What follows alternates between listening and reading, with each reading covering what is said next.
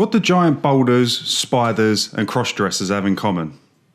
Well, they've all been in Resident Evil. Talking of Resi games, don't you hate it when one of your favourite entries into the series is hated by the rest of the world? When people can't look past minor details, or they feel like they know better about the series, like some whining entitled kid in a sweet shop.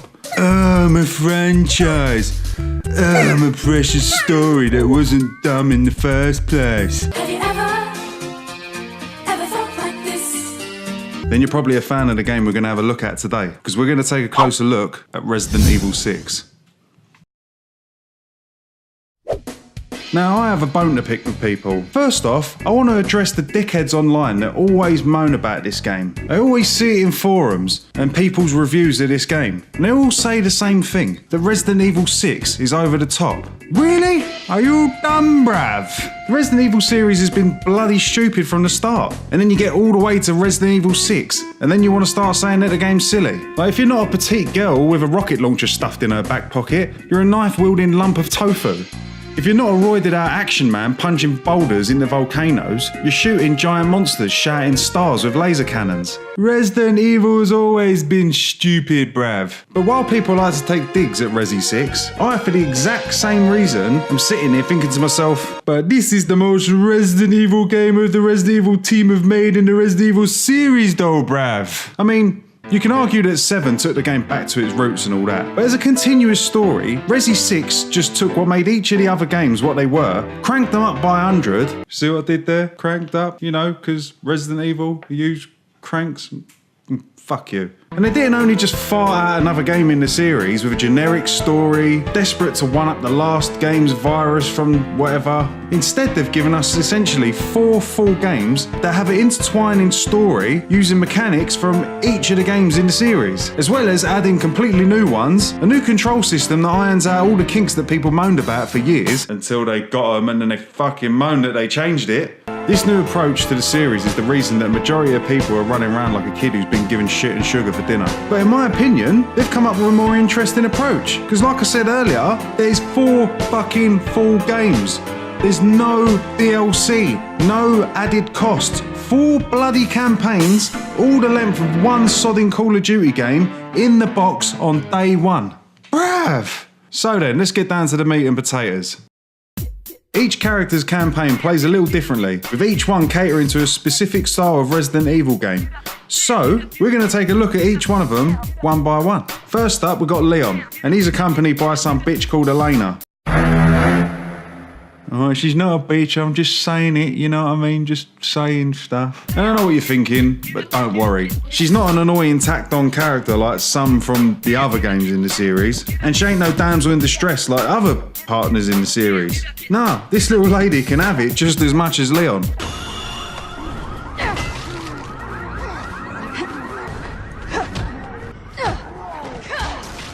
So, well, these two get lumped together because they just so happen to be in the same room at the same time as the president.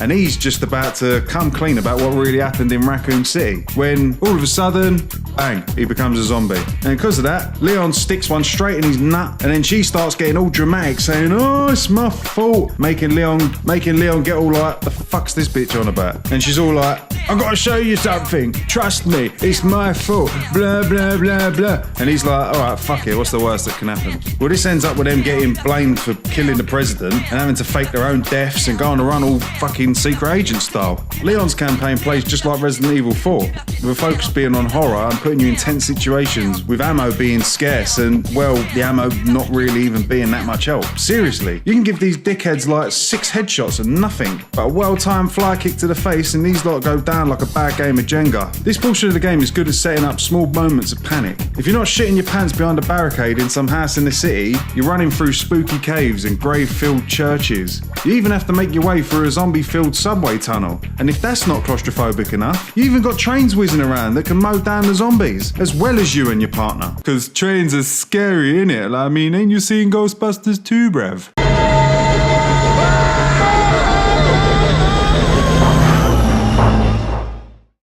Then we got Billy Big Biceps. We first find Chris face down in a bottle of booze, reminiscent of the old days of punching boulders and chasing blondes around the world. And now he's left the BSAA, he's riddled with regret from all the lives that have been lost under his command. This is when his new BFF Pierce turns up and tells him to stop crying like a little bitch, and then tells him to join back up with the organisation and finish the fight they started way back when. Chris is in a right mood for most of his campaign. Fed up with constantly having to fight the same battles, lose people every day to whatever random virus is spreading with no end seeming to be in reach. This time he's kind of broken, and instead of it being in Africa or some random house in the woods, this time around he's now fighting a war against weaponized zombies. With this being war and all that, he's accompanied by his fellow BSAA mob, and this is where your buddy for the story comes in. Pierce, a soldier that looks up to Chris because he's like a veteran and all that. He also sees Chris going a bit pear-shaped, and he looks damaged mentally from the past and the present. He takes on the role of a more balanced character between the two,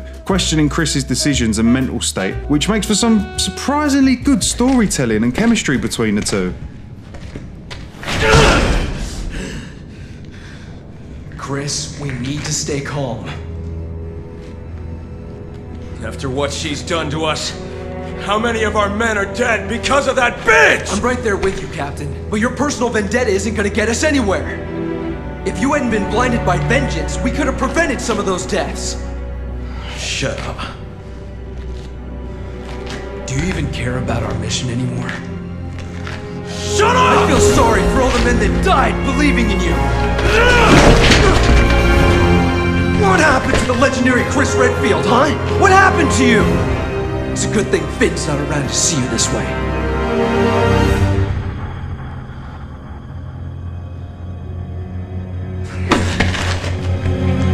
I'm going after Ada. His character seems to gel really well to the point where you kind of forget that he was just added in for this game, which is nice. Nice. Chris's campaign is a more fast-paced, action-oriented affair, more akin to something like Resident Evil 5, with the focus being more on trauma induced by war over scares, showing how fucked up the situation has got to the point where the zombies and monsters are being used as weapons to fight wars rather than an accidental outbreak or a lab experiment gone wrong. The focus here is to fight with the biggest guns you can find and blow up as much shit as you can. The areas you play in also complement this style of gameplay as well, giving you plenty of wide open spaces with plenty of broken buildings and piles of shit that you can use as cover. And these differences, although being controlled the same way, make this feel like a different game to Leon's campaign, but still fits with the mold of the Resident Evil franchise. It doesn't try and be an action horror game like 5 did. It knows where it wants to be and plays up to these elements, which make for a roller coaster of epic set pieces and tense moments of helplessness on a scale much larger than any confined situation from most of the previous games.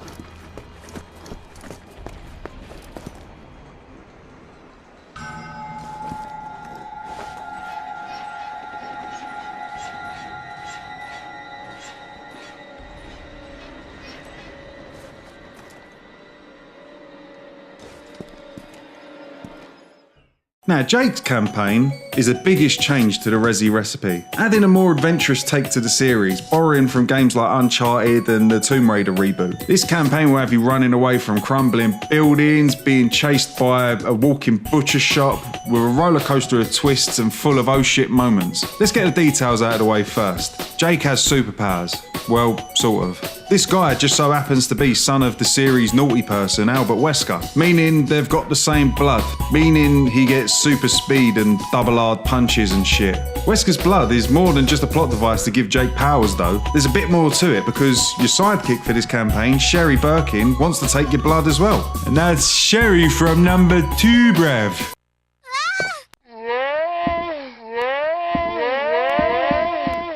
As well as this being her return to the series, Sherry's grown up a bit.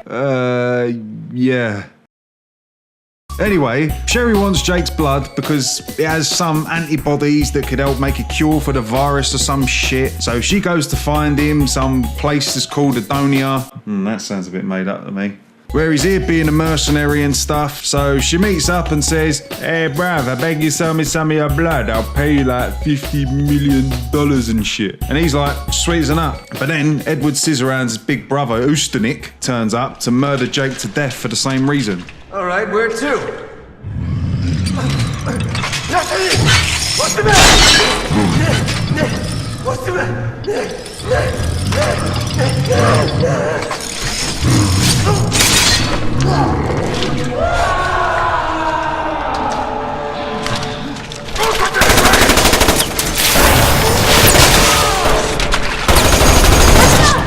a waste of time! Yeah, no shit!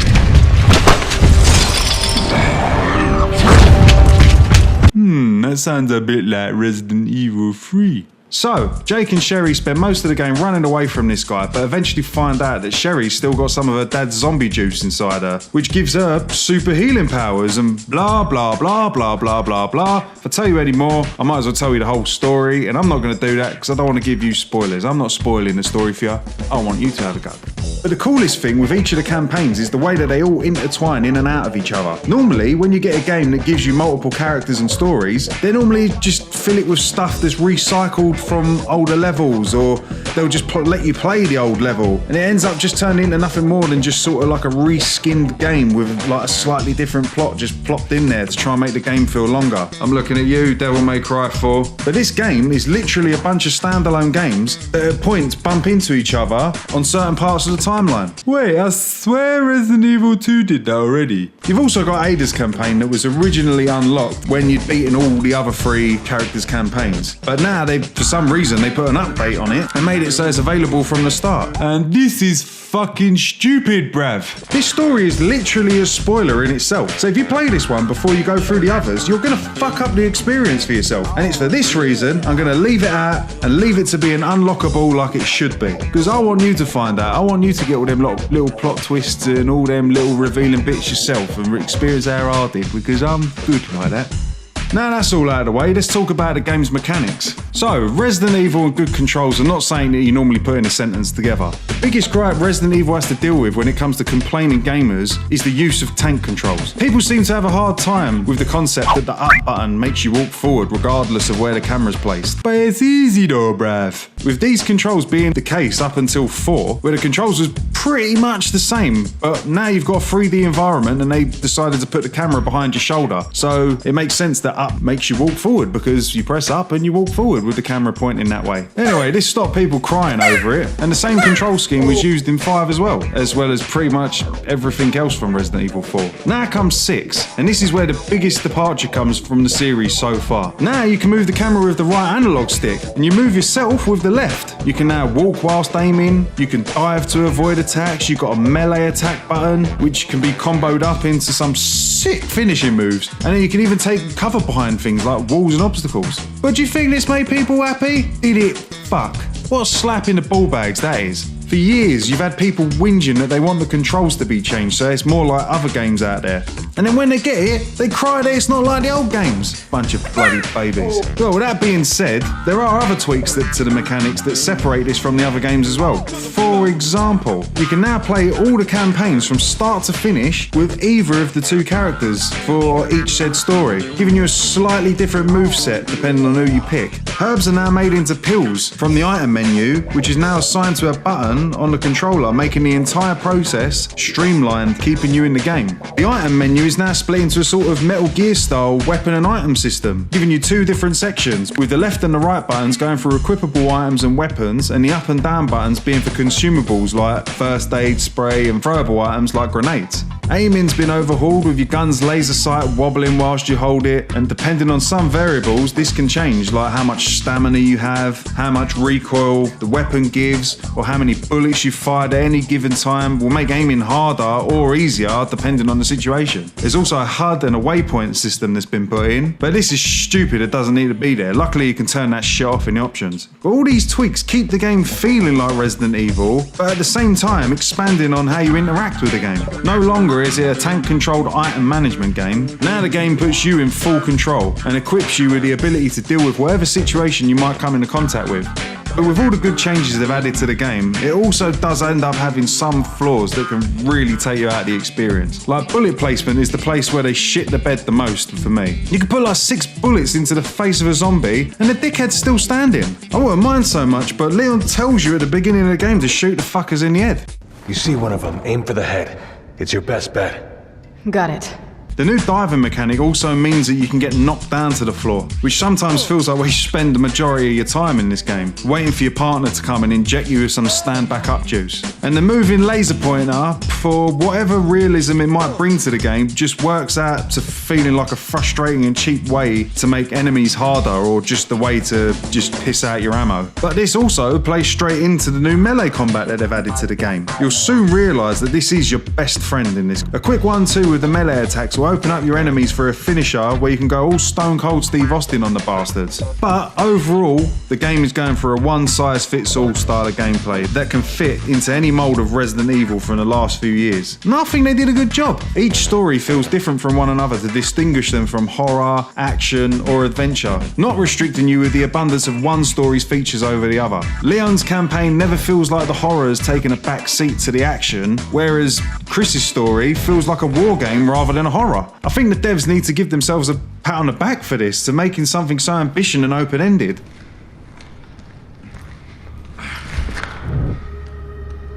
The woman, she's gone. Finn! I don't know what happened. She was here a second ago.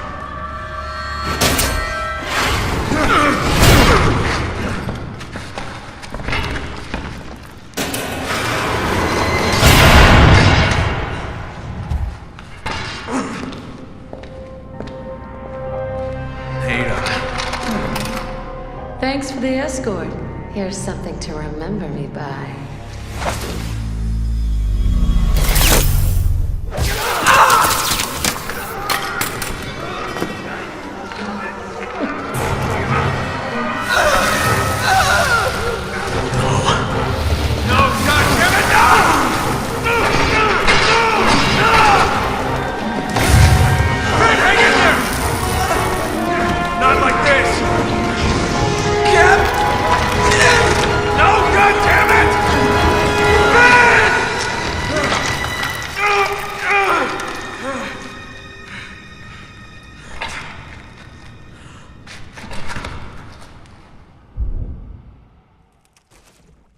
Now for everything else. With them taking everything a step further with this game, multiplayer ain't no exception. Keeping to the buddy system style from Resident Evil 5, you can play split screen or over Xbox Live or PSN or on Steam if you're part of the PC Master Race. Online is pretty much the same thing as single player, but you can add modifiers to the game like auto aim, infinite ammo, or even the option to have players drop in and out at random. But, like I said, they take it a step further. Now you can also jump into your friend's game and play as the bloody monsters, so you can drive your mates mad by turning into whatever baddie that they have on the screen at the time. Don't get me wrong, the controls are a bit poo for this, can't blame them really. You can play as so many different enemy types that all have different attacks, different movements. It won't have been worth programming so many mechanics for what's essentially a, oh look what I can do feature. But it's still cool though, bruv. Another thing you get to do in this game is a series staple now, and that's Mercenaries mode. This is an arcade style point-based game where you fight against the clock to rack up a high score without dying. You start the game with 2 minutes on the clock, which you can extend by smashing these crystals that are scattered around the stage, as well as getting kills with melees and counter attacks, each giving you different amounts of time as rewards. The rest is based around killing enemies to rack up points. The more enemies you kill at once, it'll give you a combo. The higher the combo, the more points you get. Depending on how you do in each stage, you'll get a rank at the end, with E being the worst and S being the best, because the Japs just like putting the S in front of A for some reason. And what character you choose will change how difficult the level will be, with each of them using different weapons and different item loadout. Some focus more on recovery, whilst others focus more on firepower, but your best bet is to just sort of go somewhere in the middle. It's for safety, bruv. This mode can be really addictive. Its sense of speed will make you feel more like Dante from Devil May Cry mowing down hordes of monsters. It's got a more pick up and play vibe, so you don't have to invest huge portions of time to get your Resident Evil 6 fix. As much hate as this game seems to get, I just love the fuck out of it. You can't get really any more Resident Evil for your money, and you can get it pretty cheap as well. And pretty easy these days. It's been re-released on the current gen consoles and PC, with the updated versions being in full 1080p and 60 frames a second. There's not a better time to pick it up. The best way to sum up Resident Evil 6 is like this. It's like going up to your nan's for dinner. I mean, she just overfeeds you with everything she has in the cupboards and the fridge. And I mean, it's no restaurant quality stuff, but you're gonna go home satisfied and full.